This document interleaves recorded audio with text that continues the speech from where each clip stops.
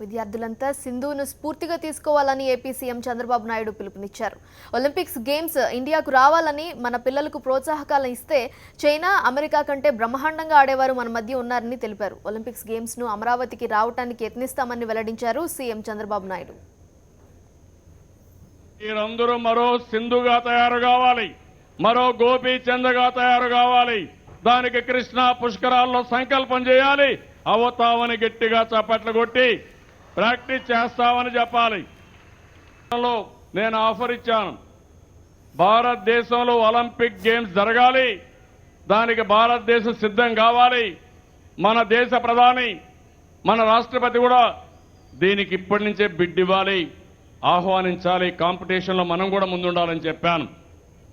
కానీ ఈరోజు మళ్లీ చెప్తున్నా, భారతదేశంలో స్పోర్ట్స్ పర్సన్స్ ని బాగా ఇన్స్పైర్ చేయాలంటే ఒలింపిక్ గేమ్స్ ఇండియాకు రావాలి, ఒలింపిక్ ప్లేయర్స్ ని తయారు చేయాలి. మనం ఏం తక్కువ కాదు.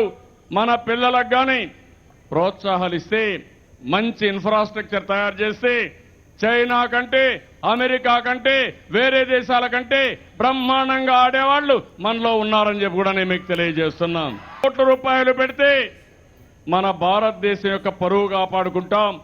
అలాంటి పరువును కాపాడిన అమ్మాయి మన బిడ్డ సింధు అని చెప్పి కూడా నేను మీకు తెలియజేస్తున్నా.